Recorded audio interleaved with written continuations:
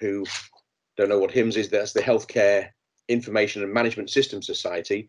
It's a global advisory and thought leadership organization whose HQ is in Chicago, although Charles is in London, and they support transformation programs of healthcare systems worldwide, mainly through information and technology. Charles is also a primary care physician and is currently senior advisor at Public Health England.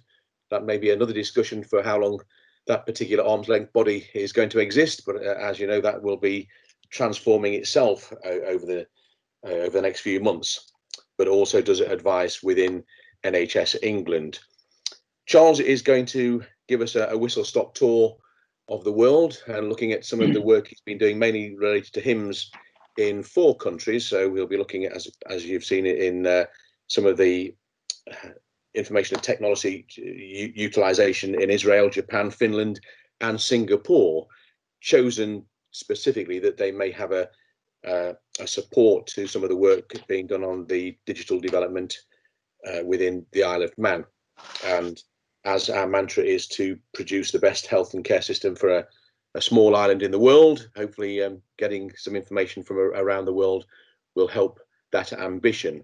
Before handing over to Charles, who's going to show some slides, again, we'll have time for discussion, so please do use the chat function during the presentation, and I'll try and bring people in to pose questions at the end of the presentation after about half an hour or so. But before handing over to Charles, Sir Jonathan is on the call. I'm very grateful, as he's been in previous meetings, to say a few words if he would like at this point.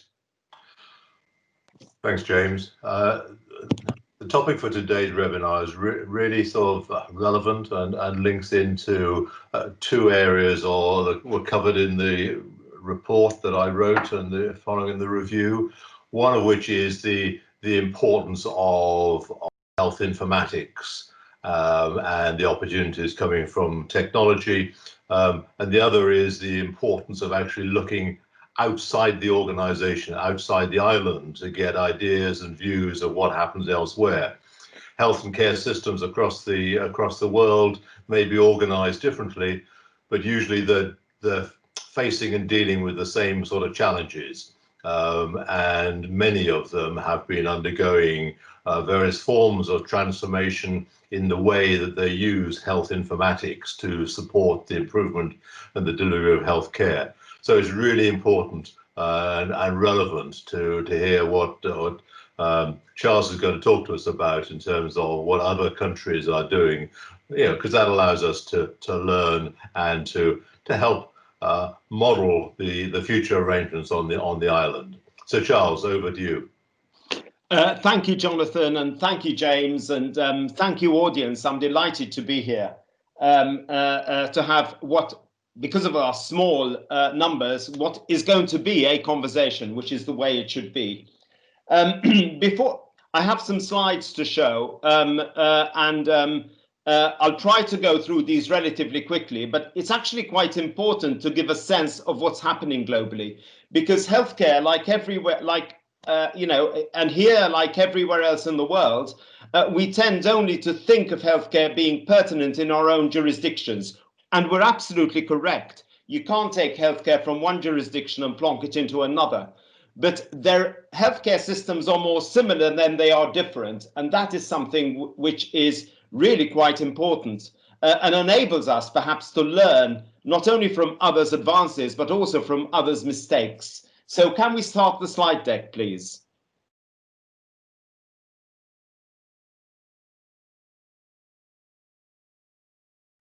Thank you. Next slide, please. Thanks. A little bit about HIMSS. HIMSS is a global not-for-profit. It's an enormous organization. It's got offices in a whole host of countries in the world.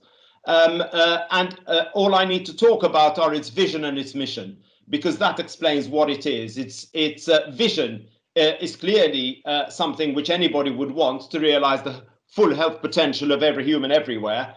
But it does that really through reforming of global health ecosystems through data and technology.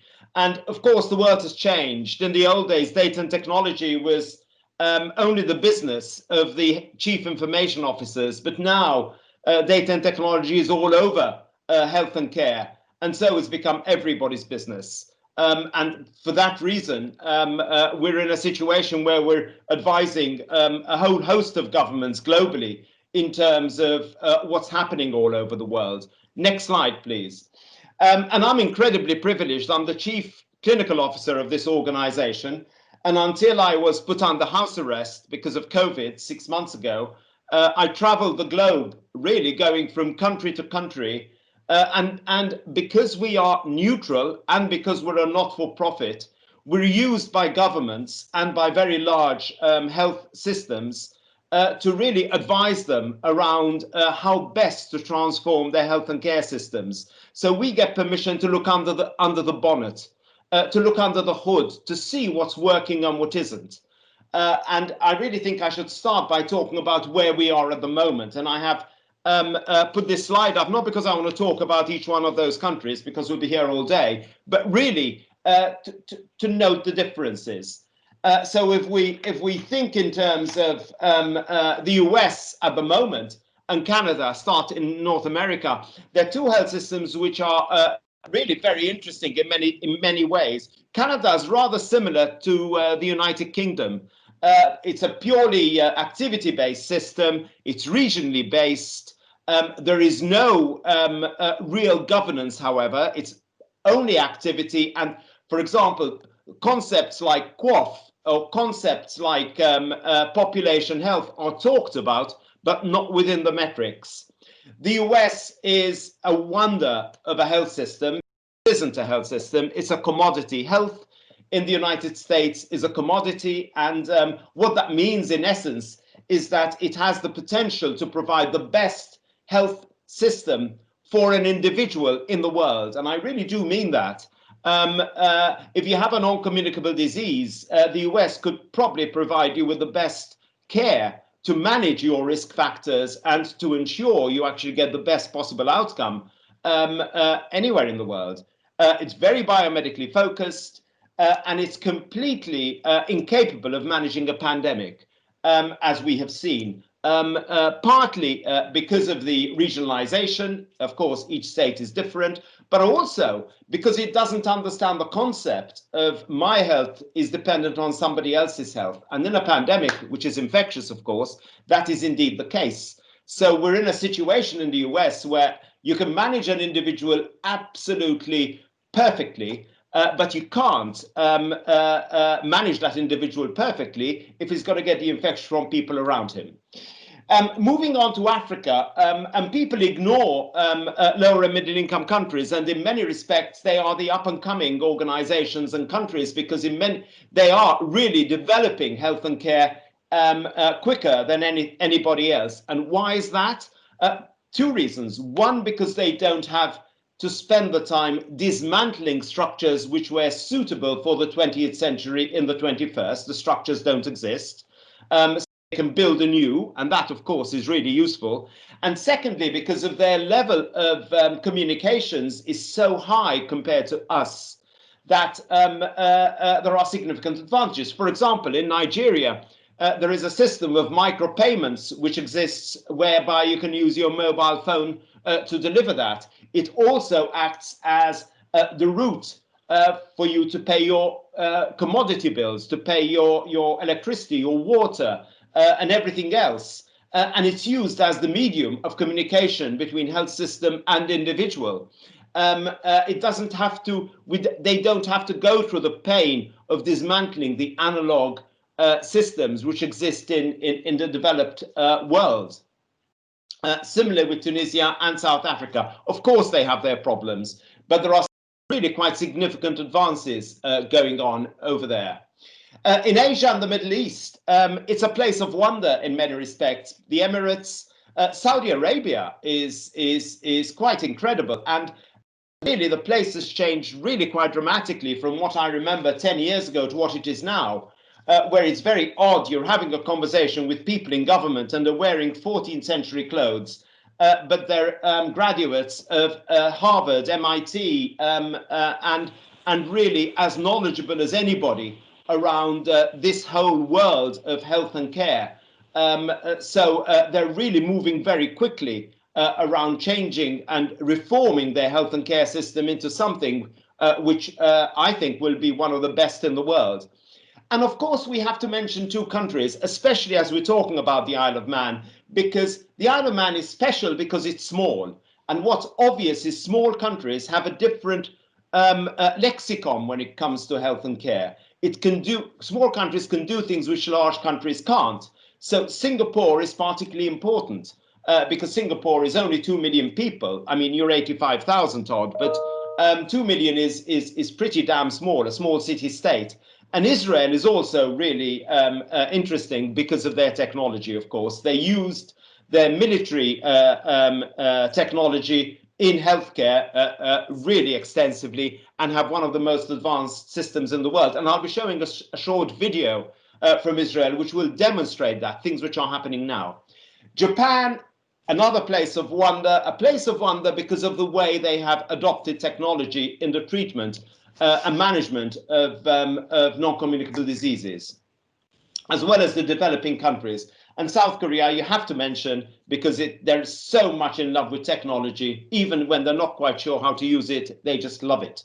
But there are some other lessons we can learn from Europe. Germany with its federal structure, Spain and Italy, Spain having one of the best health systems in the world, or certainly bits of Spain having the best health systems in the world. And we have to mention the Nordic countries, in particular Finland, because I think you can learn quite a bit from Finland. It is one of the more advanced countries, if not the most advanced countries in the world of data, but also in the world of actually connection between health system and population. And I'll be coming back to that. Next slide, please. So what are the areas of pressure that we're having at the moment? And we're having some real pressure on health and care systems. Workforce, of course, is the major one. We are short of workforce everywhere. For a time, England was doing really quite well, stealing workforce from different parts of the world. And this merry-go-round has gone around for so long that now there aren't any more of them to steal to a large extent. Also, the fact that the aging issue is really quite important. We know our populations are aging, and the aging is extraordinary. I was supposed to be there in a week talking at their aging conference, which is now another virtual conference. They have an enormous aging population, where a third of the population is going to be over 65 really very soon. And of course, with the population aging, it would be very surprising if the workforce isn't aging at the same time. And that is happening as well. And the issue of burnout. The issue of burnout is really important. This is a global phenomenon. It is not only in England, not only in the US. I've seen it in all countries. I've seen it amongst nurses, pharmacists, physicians, and we've devised some special courses specifically to aid physicians come to terms with the new world of this new digital transformation. But come to terms with it not from the position of someone being an enthusiast about it, but really of somebody who really is assisting individuals really get the best out of it. The other area of pressure is activity. Of course, as populations age, amounts of multimorbidity increase, pretty obvious, and inevitable overtrading. In other words, you're getting the financial consequences of a system which basically pays on activity because there's so much more to do. And finally, metrics. And metrics are really, really important. And the metrics are what drives health and care. And it's interesting the way some countries have actually moved to trying to actually develop an aspiration to transition to a population health type dimension in terms of metrics. In other words, the health and care systems get paid not on the basis of the amount of procedures they do, but on the basis of the outcomes to the population. We're seeing some of that even in the United States. In the United States, the two federal systems which pay for healthcare are Medicare and Medicaid. Medicaid is for people with disabilities, but Medicare is for every American over the age of 64. And in Medicare, the metrics have actually changed to population-based outcome type metrics over a period of 2 years. So it's really possible for us to do that. I've written 2 papers about this, one in 2014, looking at how metrics could change a health system, and the latest one for the APPG, which was run from the House of Lords by Lord Filkin and Damien Green, specifically looking at adding 5 years of life, a useful life, to the population in England. That was only this year. It is possible for us to move from a system which is based upon activity only to a system whereby health systems are paid on the basis of how well they kept people, in how good health they kept people. And I'll be describing that a little bit further. Next slide, please. So what are the tea leaves telling us around what are the potential solutions? So I'm going to go through these very quickly and then go deep into a few of them. So one, of course, the fact that health and medicine are very different things, and I'll describe what I mean by that. They are very different concepts, and we tend to conflate them as being the same. They're not. Because once you actually understand health better, you then see what the value of the non-health determinants are. And in the Isle of Man, you're in a really good place to manage your non-health determinants because you got a sense of community, which is missing in a lot of larger countries.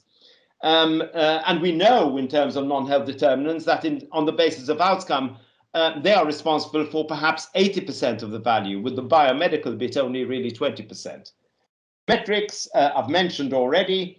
The patient and the consumer, we've been through a consumer revolution in the beginning of this century. They're very different things, a patient and a consumer, and the way they're treated, and also their assertiveness. And these are the areas of activity which people are looking at, specifically around not only precision medicine, but also precision health, which is the obverse of precision medicine. And I'm on a small committee from Public Health England, which is looking to reform the NHS Health Check. We're reporting back by the end of this year. And I'll be talking a little bit about how we're changing the NHS Health Check, or what the initial thoughts are. Nothing's been published yet, because it will help feed what the potential possibilities are. All of this, of course, depends on the secondary use of data. Unless we can use data and are trusted by our populations, we're not going to get very far. And concepts like dynamic rather than blanket consent is something I'm also going to talk about, especially when I talk about Finland. AI and potential solutions we have to mention, because they really are really here to stay, and the insights they give around the personalization of care are going to be significant. But again, I'll come back to that. And also the fact that we do have a real change associated with COVID, and digital modalities have become mainstream rather than the periphery. And because of this, we're really starting on our journey around digital transformation now very, very much faster than we were before. And we've developed things like digital health indicators, which will assist organizations, countries, institutions to understand where they are through this journey. Next slide, please. So let me start with health and wellness, because I think this is something which is all too often misunderstood. The WHO Alma Ata Declaration says that health is a state of complete physical, mental and social well-being, not merely the absence of disease and infirmity. And I question actually whether that's a good definition, because I mean, if you look at me, I don't have all my hair, I wear glasses, so by definition, I fail that test completely. And there's been a lot of debate academically about this. And one of the most interesting conversations, I think, was in the BMJ, where Huber wrote around redefine that in terms of the ability of an individual to adapt and self-manage in the face of physical and mental and social challenges. And I think that's the direction of travel. And in actual fact, that is the vision of HIMSS, to realize the full health potential of every human everywhere. Next slide, please. And how did we end up in this way? And I think it's important to look back before we look forward. I'm sorry I'm going back to ancient history, but on the left is Li Shizhen, who was a physician in the Ming Dynasty, who wrote the Compendium of Materia Medica. And his saying was the role of the doctor in the overall health of the patient is something more important than a person to visit when things go wrong. His view was that the doctor should play a more integral part in the life of the people he or she was supposed to look after. And he also said that to cure disease is like waiting to be thirsty before digging a well. So he really was talking about prevention. On the right, you have the harvest celebrations, which took place after every harvest in China. And what happened then was that the people who were invited amongst the physicians to the harvest were invited by the people who were well, because those were the guys who reckoned that the doctors were worth paying. The people who were sick didn't invite them because they failed them, because they were ill. So you see how fundamentally the world has changed. Now we pay physicians when we're sick. In China, in 1530 to 1580, they paid the physicians when they were well. Next slide, please. And now we're moving towards the age of precision, of course. And really, it would be worth just understanding what we mean by precision medicine, and also what we mean by precision health, because this is really what's defining new health and care systems globally. This is where new health and care systems are going everywhere. In Singapore in particular, this is the main work they're doing at the moment. Next slide, please. So if we look at precision medicine, it's very, very different to the medicine of the 20th century. If we look at the 20th century, what happened really towards the end of the 20th century is that we adopted evidence-based care. And of course, I believe in it. But that, in essence, looked at the population, looked at outcomes, and determined the outcomes on the basis of the condition that the population were living with. And because we also excluded all other conditions, of course, that caused some difficulty, because it's we don't live in a world where people only have one condition. We know how prevalent multimorbidity is. And also in the 21st century, we're adding all other insights together with the insights we had in the 20th century. Not only the genetic and epigenetic data, we haven't quite achieved that in England yet, even though the 1,000 lives is something which is happening at the moment. The ADD, which is run from Oxford, is specifically looking at using biomarkers to assist people through their life course. And there are various attempts really to provide a much more personalized view of medicine and delivery of medicine than existed when I was a young physician. When I was a young physician, we only had a dozen pathways to cope with when somebody came into the emergency room. Now there are thousands, and really, it's really difficult to follow that process unless you have adopted some sort of digital solution. And we've seen the rise of biologics in terms of medicines, where medicines are only used for a small number of people. Next slide, please. We have the obverse of that in terms of precision health, which is the process of driving personalized health and wellness using technology. And really what you try to do is to promote wellness and delay or prevent health and disability. Next slide, please. So the NHS Health Check is something which was introduced in the United Kingdom. It's specifically in England. It's going to be reviewed and is reporting by the end of the year. But the ambition really is to increase its scope, to really try to develop a system whereby local government is far more involved, to incorporate initiatives to sustain health and disease, and really to change it completely from a single episode to something which is part of treatment. Next slide, please. And now I'm going to go around the world very quickly to give you some examples of what's going on. I'm going to Japan first, which is an extraordinary country in many respects. And in Kanagawa, which is just near Tokyo, a big prefecture, they're using digital technologies to really assess both depression, in other words, affect, and also cognition, in other words, dementia. And doing that by using a simple process, a simple app which people talk into, and that assesses the levels of depression and the levels or the potential for cognitive decline. Of course, you don't diagnose on that. It case finds for people to be diagnosed, but it's used on a whole population, and it's gamified as well. And the MeBio index is the way it's done that. And by that, I mean, in Japan, you have to buy social insurance from the age of 40. All citizens within this prefecture form part of this system, and by participating in all of this, are able to reduce their social care payments towards insurance. So there is a real incentive to form part of this. Next slide, please. Singapore, of course, is the most wonderful place. They're doing things at scale, both in terms of getting populations that engage. There is a high level of trust in Singapore around the government's interventions. People engage very, very well, and they're introducing things like trackers, health points, rewards, all sorts of processes around how health and care is best managed, really because they're being challenged by the fact that they're really running out of money managing activity on its own, like everywhere else with an aging population.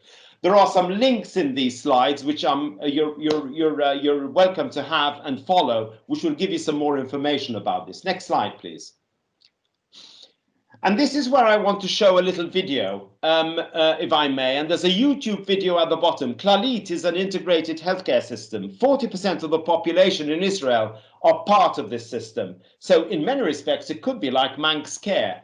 And it really runs primary care and hospitals together. It's a wholly integrated system. Could we show the video, please? The YouTube video. This YouTube video shows what it's like to be a patient in Israel and actually go to your primary care physician if you have some risk factors for non-communicable disease. It's only 3 or 4 minutes, and it's certainly worth seeing. And this is happening now. Sound.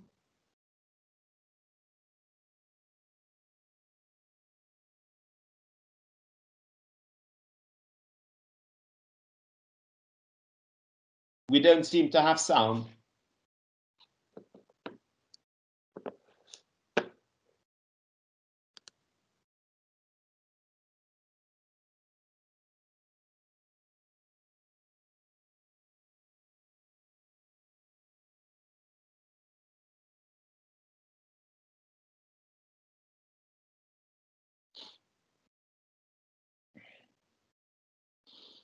Well, if we don't have sound, I can talk over it. It's fine if you can hear me. Yes, apologies, Charles. It doesn't seem as though it's coming through. Okay, well, in essence, the way it works is relatively simple. What it does is it looks at every patient record. It identifies individuals who have some risk factors. And from its identification of those risk factors, it automatically then enables an individual to choose which goal they wish to manage and to change. And from then on, it automatically makes the referral, sets the. It's a wholly automated system, which is in existence in Israel at the moment, which includes medication, which includes a whole host of different interventions, which in somewhere like the Isle of Man is really achievable. The challenge is in countries which are very large to achieve it. People have tried to replicate this in various countries, and the ones who have succeeded are the ones who are the smaller ones rather than the larger ones. And I think that's the difference. Next slide, please.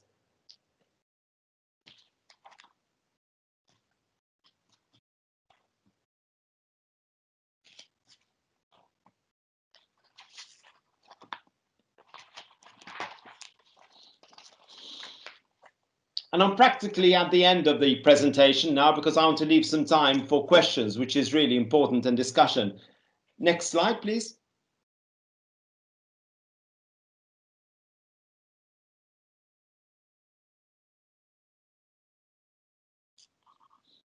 I would suggest you have a look at that video on your own. It really is worth looking at. It's extraordinary what they've achieved in a relatively short time.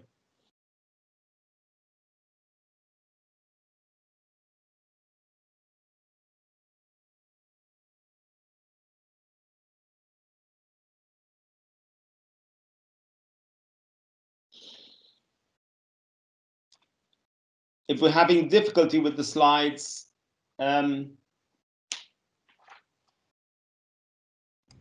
apologies. Yes, I am. I'm trying to. It's all right, don't worry.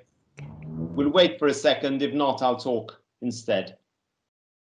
I really want to take you to Finland, which is the penultimate slide, because in many respects, that is the place which I think you should be looking to quite a bit, because there are some real lessons there around how you can transform your health and care system. And there are two things I want to talk about. One is their ATSIT. Thank you very much. One is their deployments around managing non-communicable diseases to really cut down on activity in hospitals and healthcare. And they have some incredible examples, and Nightingale is one of them, which is in Karelia province. We know about Karelia, of course. It's where all the conversations started around cardiovascular disease and statins all those years ago. But what's really interesting is they're using a very similar method to the Japanese with similar success, but using biomarkers, using DNA biomarkers in their population to really target people really more appropriately in terms of the ones that need treatment or the ones that get treatment. The ones that needs attention in terms of their risks get different attention. The way we screen is really quite primitive. The only things we measure, we differentiate between people are usually age and sex. If we look at colorectal screening, for example, it's based on age and sex of individuals. Oh, less sex, sorry, age of individuals. But in terms of what the future really is to target your screening to people with a high risk to start with. And really then you're able to deploy your resources very much smarter. And that's exactly what they're doing. But they have a real advantage over us. And that advantage is the fact that they're trusted by their populations. MyKanta is the portal to get your personal health record in Finland. You can actually see your personal record. In actual fact, it's yours. You give it to the physician, you give it to the health system to use. And there's a link to MyKanta if you want to look at it. This journey has taken them about 12 to 15 years. They followed Estonia, which is next door to them, another country which they're very close to. MyKanta is incredible. It is the second most visited website in Finland, not in healthcare, in anything, because people really engage. They put in their own data. They correct what's wrong with it. They participate in their care. They get engaged. And clearly, this is something which is, if it could be replicated, is really what everyone is trying to deliver. Most people are in no position to do that. Because the countries are too complex, they're not homogeneous, and certainly the trust deficit is so great between governments and citizens that it will never work. But it does work. So I think that is worth looking at. And the second thing and lesson we can learn from Finland is their secondary use of data. We've had a bad history here of legislation around secondary use. We had an attempt with care.net, which didn't go very well, possibly because it wasn't explained well, around how secondary use of data would work. In other words, how your health data could be used to improve your health and care. And this isn't necessarily about selling your data to pharmaceutical companies, which is the narrative. which existed in England. And FinData is a national institute which was set up specifically to manage the secondary use of data on behalf of citizens, so it's independent of government. And I spent a day there with the lawyers who set it up, really trying to understand how they're working, how they're allowing data to be used, really to the benefit of everyone's population. The future of health and care is in using data and technology and health informatics, as Jonathan Michael said at the start of this discussion, to really drive care. And that's really what we need to be looking at in terms of how we manage health and care in the future. Next slide, please. At HIMSS, we have quite a few maturity and adoption models. We're known for that. And one of the questions which was asked in the chat box I see is, what's the difference between HIMSS and EMRAM? HIMSS have developed what are considered to be the global indicators which identify health and care. And really what they consist of is a whole series of indicators. Best known of them is something called EMRAM. EMRAM is the electronic medical record adoption model. And what it does is measure how digitally transformed a hospital is, but it's only one of the many adoption models and digital maturity models which we have adopted. Another one is AMAM. AMAM is looking at how advanced we are in our understanding of analytics. In other words, how mature we are in our analytics adoption. Another one is CSOM. CSOM looks at patient safety and also clinical integrated supply and outcomes. This is around supply chain, how best to use supply chain. I wrote a white paper on supply chain with Anne Snowden in Canada 10 years ago, and it forms the basis of CSOM, which basically assists organizations in getting the most efficient supply chains and the safest health systems. Another one is DIAM, which looks at digital imaging and how advanced our thinking is around adopting digital imaging. INFRAM looks at the infrastructure, and OMRAM looks at our outpatients and how well they develop. There are 7 stages of adoption to each of these models. And what we've done is actually brought them all together in a global digital health indicator, which we're using with countries now, and we're going to be using that with a few countries in Europe and a few countries in the Middle East to start with. And potentially we could well be using it in a place like the Isle of Man to assist the organizations in developing the best way to actually move through the stages around digital transformation and to use your money most appropriately.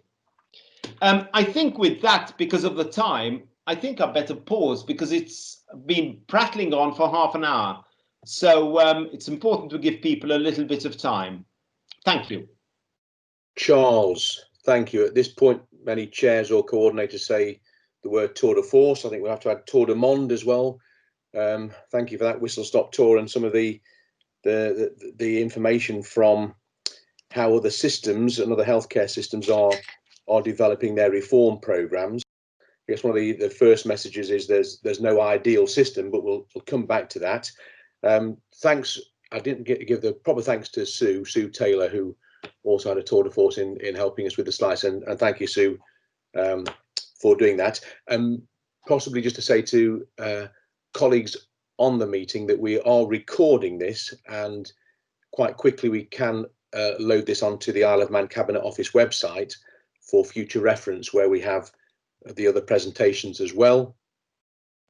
And hopefully through that we'll be creating a library of support for the reform programme, and hopefully we're creating an increasing circle of friends with whom we can interact with and call on people like Charles and others in the future. We've got, if I may go, just have a look on the chat. And Andrew, happy for you to come in if Andrew Foster wants to ask the question specifically, or I'm happy to ask that myself. Or Andrew, you're there. Yeah, you used the word tour de force at the same as I did as well. I mean, Charles packed an enormous amount into a short period of time. But Charles, if you were to look at all those health systems, excuse me, in the world, which do you admire most? And probably with the particular view to transportability to the Isle of Man, why is that the one that you admire most? I think in the Isle of the defining factor which really drives efficiency of health systems is the level of adoption and buy-in from populations. I mean, that's something which I've learned, and it's really clear when you look to some of the Middle Eastern states, the Gulf states, over the years until recently, we're spending vast fortunes of money in terms of transporting health and care systems, mainly from Western countries, and plonking them in their jurisdiction and assuming that they'll work. Well, they worked for a small percentage of the population, but they didn't work for the whole population. So the ability to take a population with you is really important. And trust is something which is what we're talking about all the time. I run a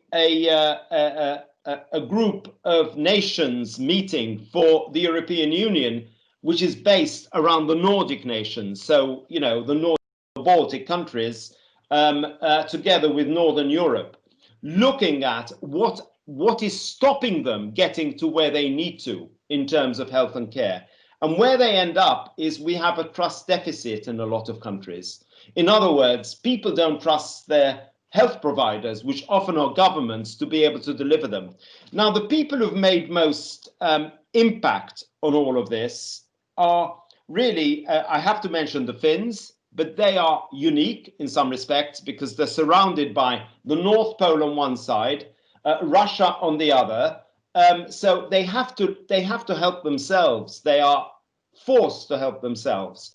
And that has created a sense of belonging and a sense of wanting to be part of something which enables their systems to work very well. And you must look at places like Singapore, because in Singapore, they have three nations, three ethnicities, a finely balanced system in terms of political power. They certainly have managed to get the population engaged, but perhaps they don't have to cope with democracy in the way we do in the Isle of Man. Of course, we need to factor this in, and so I end up in places like Israel because of the fact that they have managed to use technology and really reform their health system fast. I think, you know, this isn't necessarily only about money. People always say it's about money. It isn't about money only. Of course, you need some money to be able to develop something, but it's about being able to drive change and take the population with you and the professions with you. And so I come to those three countries as being the ones that really stand out. Charles, thank you. We're a small but of course highly select band on the call, and there's I was going to ask more questions, but I've got Mark, who is helping to create the architecture of Manx Care. Mark, happy for you to come on and ask that question. If I'll give you a couple of seconds, or I'm happy to. Yeah, no, thank you. First of all, Charles, thank you very much for a really interesting talk. So you spoke about the personalisation of healthcare and about metrics driving healthcare and outcomes driving payments, etc. So I just wondered what role you'd found elsewhere, or what role you might envisage for the analysis of data from social media or body-worn devices such as the Apple Watch. So I have a watch on my wrist that will take an ECG for me and monitor my heart rate and monitor my sleep patterns and those sorts of things. What role do you see in terms of small island healthcare for that kind of analysis?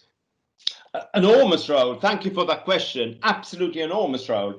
I mean, if we look to what's about to happen, 5G is something which is really important. And it's not important because it causes COVID and we have to burn down 5G masts. I have my view that it doesn't necessarily cause COVID, but because it really opens up the Internet of Things dramatically. And the Internet of Things means that you're going to get a lot of data points from a whole host of devices, some of which are wearable, yes. Includes the wearables which we use, the Apple Watches, the Fitbits, the whatever. There are some jurisdictions that have actually adopted this and developed it at scale. I mentioned two, one in Finland, one in Japan. There are others. Copenhagen, as a city, have adopted a process which includes gamification, which enables people to get engaged in walking and everything else around that, and there are some incentives associated with it. And even in England, we already have things like Sweatcoin, for example, where you paid depending on the amount of steps that you go through every day. Clalit in Israel have the aspiration to use that together with the EMRs and actually really then define how best to manage non-communicable disease for individuals. So the answer is this is really to play for. This is the area of precision health. I could go on for the next year on this. It's my pet subject, but I'll shut up. No, Charles. Thank you for that, Charles. I really appreciate it. And like you, I think that the Isle of Man has this opportunity due to the small size of the population for this kind of data analytics to really play a huge part in the personalization of care and deliver those outcomes. Yeah, absolutely. Mark, thank you, and Charles for the response. Again, if people would like to pose a question, we've got a few minutes left, either to raise your hand or a quick note in the chat box, which I'm reviewing. But Charles, just wanted to return to, is interesting, the in 16th century China, even at that point, looking at incentivizing to drive outcomes rather than just activity metrics. But often we always return to financial incentives, which work to change attitudes, but are fairly weak for sustainability. My observation, not criticism, is that some of the information that is in the health and care systems on the Isle of Man is largely activity metrics, and moving towards measurements to patients. We've used the term commissioning for outcomes, rather than just using the financial incentives of contracts. Have you seen around the world how you can start to move away from that activity metric, which is still important for any measurement of a healthcare system's success, but moving to those metrics that are linked to demonstrating improvement in care, and, as I was saying, measurements that matter to patients. You know, are they going to get better from a system, which is ultimately the real way of measuring how successful your health and care system is? Well, the answer is yes. Singapore is a place to look. That's one. Even in the United States, accountable care is based upon, and I mentioned what Medicare, the reforms of Medicare, which went through, by the way, in 18 months. And they're really responsible for about 50% of the total payments for people over the age of 64 in the US, for all citizens. This is big bucks. And they are outcome based to a degree, as far as they could go in the US, because remember, they don't have this population health type dimension. They're talking about it now, but it's not instilled into the system. In terms of the way to do that, what I really would like to do is send the Secretariat a couple of papers. The paper which I wrote on defining wellness, which was in 2014, followed by operationalizing wellness, which talks about how to change from where we are now to where we need to be. And finally, the paper which was published in January of this year by the House of Lords, around what to do now with the data we have to move towards a system where a percentage to start with is of payments which are generated and attract obviously providers are associated with outcome for individuals. This is not an easy journey, and clearly there isn't a single formula, because you can't port a healthcare system and take it from one place into another. It's highly contextualized. Charles, thank you. If I can bring Robin O'Connor in. Robin's the joint lead or joint head of the transformation programme on the island. Robin. Thank you, James. Charles, that's very interesting. Thank you for this morning. Two points, if I can. The first is, you quoted the 16th century physician as identifying the need to incentivize people to look after their own health. And 500 years on, we still haven't achieved that. We've got a slightly smaller horizon for transformation in the Isle of Man. So is that achievable? And secondly, you made the comparison to other locations, and I think you referenced that they have a different governance and governmental arrangements. There's a different relationship between the citizen and the state, where the state is providing healthcare. Because the citizens of those locations perhaps either admire or dare not question the state provision of health. We obviously are in a very different position in the Isle of Man, indeed the UK, and so start from a bit different position. And it seems to me we've got an enormous amount to do to rebuild or build again, or build for the first time possibly, the trust and the empathy in the approaches that you were outlining that have been adopted successfully in other countries. Do you agree, and do you have any ideas about how that might be achieved? Well, I certainly think you and us and everybody else has no choice but to think of reforming our health and care systems, because clearly we are all aging, and sorry, it's not going to go away, and we're not going to have the workforce, and we're clearly going to have to find another way to manage health and care, even with a population of 85,000 and even with a relatively wealthy government, which is the Isle of Man, because of its other activities. I think there is no choice but to move and to change, and the world has come to the same conclusion. Even really rich countries are trying to do this. In terms of, is the Isle of Man different to all the others? Of course it is, yes. And I wouldn't directly compare the Isle of Man with Singapore specifically, because democracy is understood in a somewhat different way in that jurisdiction. And certainly in Saudi Arabia, the same is true.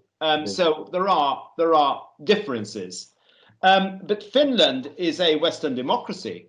And the challenge they had to pass their secondary care legislation ended up lasting about 3 or 4 years of intense debate in a country with only a few million people who live there. It's 5 million population. So this is achievable, yes. It is achievable, and it is even more achievable with a population of 85,000 people. Because having people engaged and involved in many respects makes your life a little bit more difficult in the start, but at the end of the day, unless you have them engaged, you're wasting your time. You have no choice but to do that. But 85,000, it's nearly possible for you to not to have to go through the pain associated with that regionalization which people go into, those middle layers which in many respects kill everything. And certainly that's been the experience in all the European countries. Because if you regionalize, then how do you manage a situation where regions have to work together? All you have to do is look at Spain and what happened in COVID. They tried to transfer patients from one region to the other and realized they didn't know how to. They realized they didn't have a national system for managing track and trace. Mind you, we have real difficulty in doing a whole host of things. I'm not going to go there, but clearly they suffered from the fact that that layer was really quite difficult. I think if the Isle of Man can't manage it, I don't know who can. And I think it's relatively straightforward to start the conversation with the citizens and really start it early, like now. Robin, thank you, and Charles, thank you. We're just about up to time. But just one final thought, because one thing that was managed very well on the Isle of Man and remains well is the management of the COVID pandemic. Is there any evidence that the way healthcare systems or health and social care systems managed COVID is related to the infection rates and mortality? Any evidence about how well your overall health system is performing? Maybe a silly question, but is there evidence that the yes, there is evidence in spades, and really what you need to do is go to countries that are further advanced in digital transformation, but also have a decisive government. You need two things really, and adequate testing, and you see what the difference is, because if you have interoperability, you have the ability to view a single version of the truth, which is a medical record which is available in a whole host of different places. If you have digitally enabled pathways which can change and be personalized dynamically, you then offer the best care. South Korea is the best example of that, where pathways change literally on a weekly basis as they learn more about how to manage a condition and as they personalize more. And really, they've done very, very well to date. Taiwan is another place which is quite extraordinary in the way they've managed COVID. So the answer is yes, there is evidence. Of course, there is always the problem of local and national, and we're living through that now in England, or rather not living through that very well in England. Charles, thank you so much. For some of you may have heard my clock chiming 9 in the background. It always helps to keep to time. We've gone a little bit over, but on behalf of those who have joined this morning, Charles, thank you for sharing that wisdom with us. Locked down in London rather than traveling the world at the moment, but I'm most grateful for your time. For those just about to leave, we have recorded, and I'm sure Sue will be getting that onto the Cabinet website as soon as possible for future. And I will send those papers because they're worth having a look at, because they perhaps show how something like this could be possible. Perfect. Well, if you can send them direct or send them to me, I can forward them. At that point, once again, Charles, thank you for your time. Thanks for all those joining. Our next one will be in 2 weeks' time, but at that point, I'll close the meeting. Thanks again to all. Thank you. Thank you.